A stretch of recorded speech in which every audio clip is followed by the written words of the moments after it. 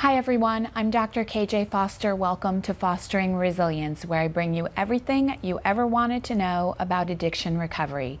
In today's video, I'm breaking down step number 1 of Alcoholics Anonymous. This is a part of my series that's all about 12-step recovery. I dropped a link in the description, so if you'd like to watch the playlist from the very beginning, you can hop on over to my channel and go check that out. Last week I shared what the 12 steps are, and in each week now moving forward I'm going to be breaking down the steps in a little more detail. So in today's video I'm sharing with you 3 very important concepts, at least what I feel are 3 very important concepts relative to step 1, which are the we, the powerlessness, and the unmanageability.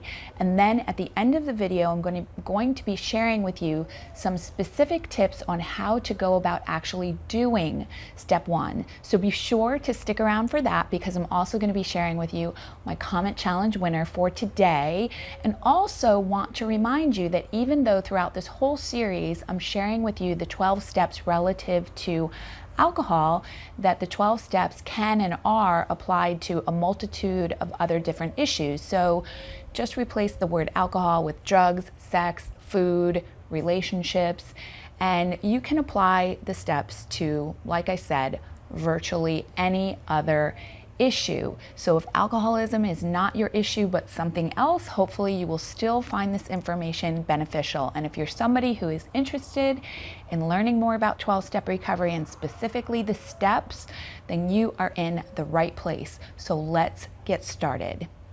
Step number 1 is we admitted we were powerless over alcohol and that our lives had become unmanageable. And concept number 1 is the word we. The word we is throughout all of the steps. You will not see the word I in any of the 12 steps.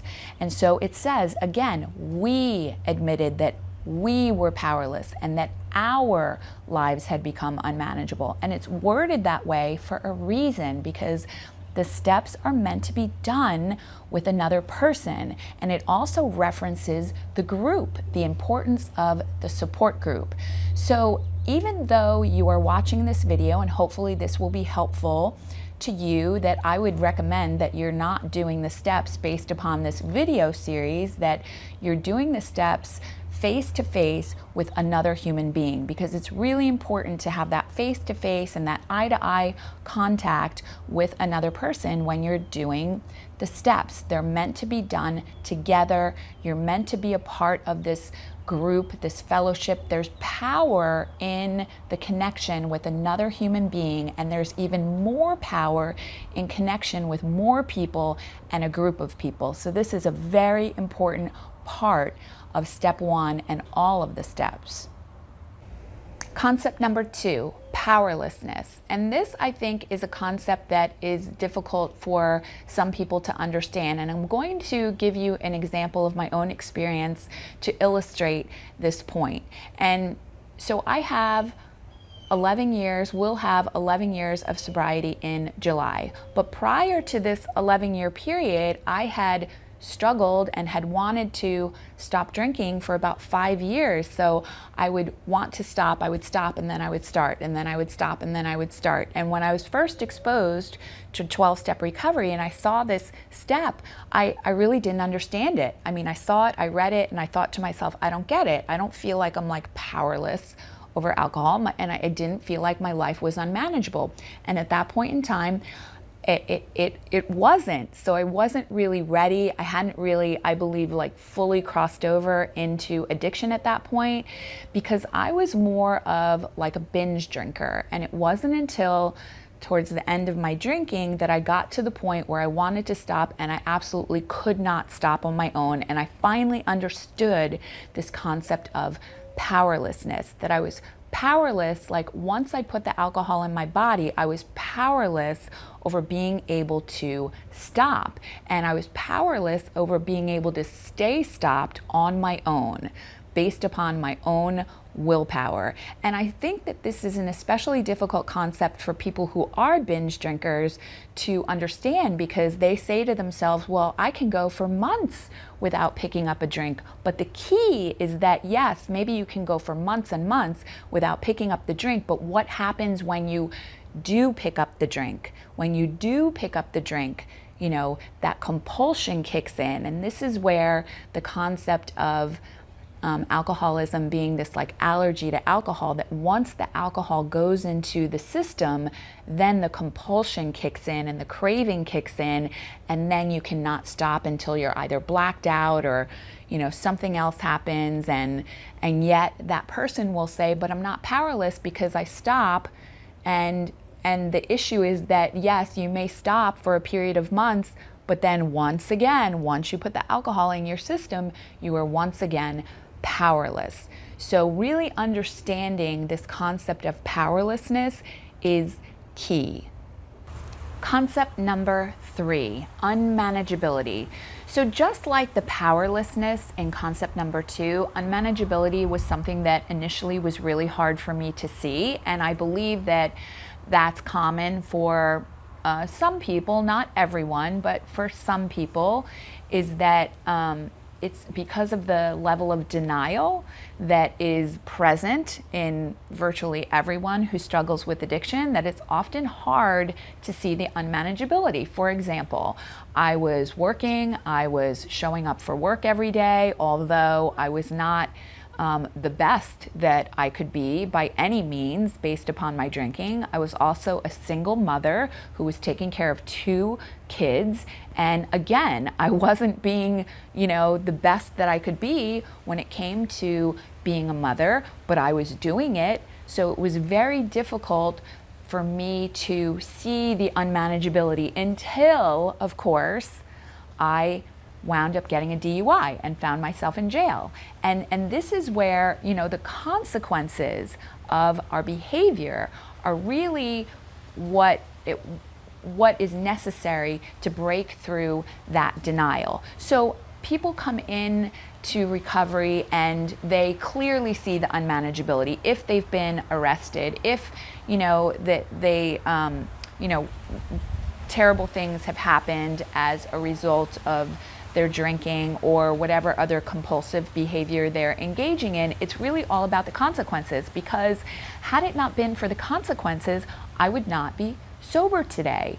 But the thing that is really ironic is that had it not been for the consequences, had it not been for me getting sober, I would have then never realized how good and how much better I actually am sober. So I wouldn't have really been able to see the unmanageability. I wasn't able to see just how unmanageable my life had truly become until I was sober for a period of time and could look back and reflect on, oh my gosh, wow, I was really like crazy during that time because of the denial. So the unmanageability piece is really important to understand. And for me, it's also important to understand that if I were to pick up a drink or a drug today, that my life would then quickly become unmanageable. And the reality is that I am not willing to accept that today. I'm not willing to accept the consequences, and I'm not willing to go back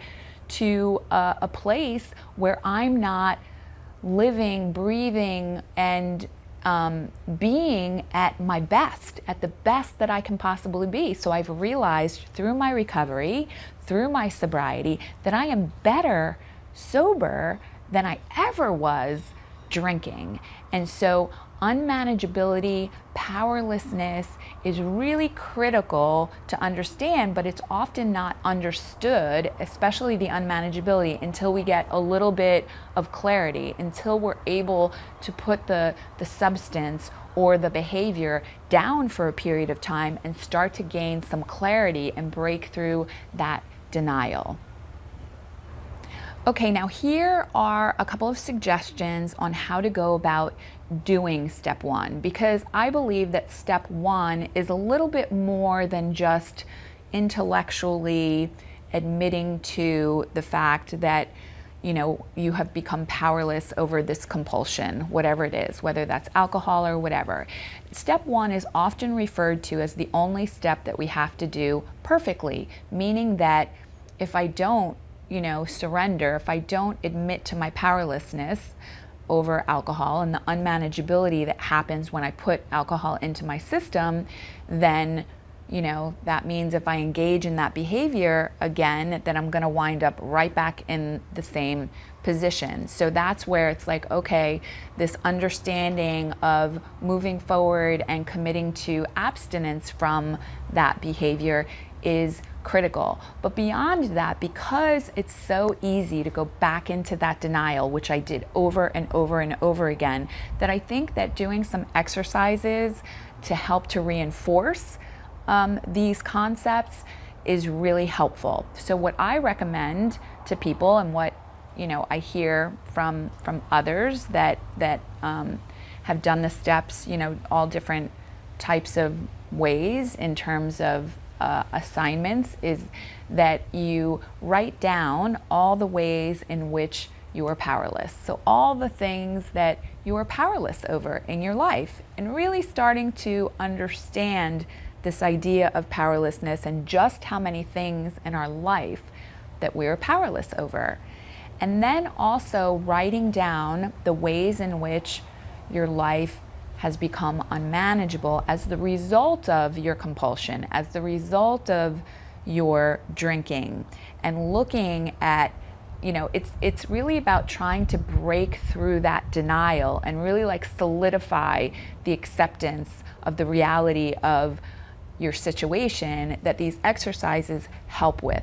So then you write those down, and in the program of Alcoholics Anonymous, you would then share that with your sponsor. You would also be reading step one in a book called The 12 and 12. You would also be reading passages out of the Alcoholics Anonymous Big Book, and all of this is the process of what's called going through the steps. So you would be reading from the Big Book, you would be reading step one in the 12 and 12, doing a couple of these exercises. Some people have worksheets that they give people, but it's all about really kind of breaking through that denial and solidifying this commitment to your sobriety and your recovery. So hopefully you found that beneficial, but remember, okay, to don't just go and do this on your own, that you want to have a sponsor or have somebody that you're working with, and you're doing these steps with the guidance of somebody else who's done them already and has knowledge about these steps. So that's really important to understand. Don't do them by yourself. And last but not least, my comment challenge winner for today is Keisha Winter. Thank you so much, Keisha, for supporting my channel, for commenting on my last video. Keisha is a career coach, and she has a channel right here on YouTube, and she's fairly new. So if you could go and give her some love, some support, subscribe to her channel. I dropped a link in the description. There's also a card that's going to come across that you can click on and hop on over to her channel and check her out. Thank you so much again, Keisha, for your support. I appreciate you so much. And I have this comment challenge on every single video, so if you leave me a comment, you could win a shout out in my next video, and you could win a $50 gift card, because I give away a $50 gift card at the end of every month. And even if you haven't commented on any of my other videos, if you leave me a comment on this video, you could win a $50 gift card. So leave me a comment. Help me to get to know you, help me to get to know your channel, if you have a channel here on YouTube, because I always check out the channels of people who leave me a comment. So I would love to get to know you. And I post videos every Monday and every Thursday, in case you don't know. And if you've liked this video, please give me a thumbs up. Please share it with anyone who could benefit from my content. And if you haven't subscribed yet to my channel, please click on the red subscribe now button. When the bell pops up, if you click on the bell, that will alert you to whenever I upload a video, which again is every Monday and every Thursday. So join me back here again next Thursday. And in the meantime, I appreciate you so much, and I hope that you have a beautiful and a blessed week. Namaste.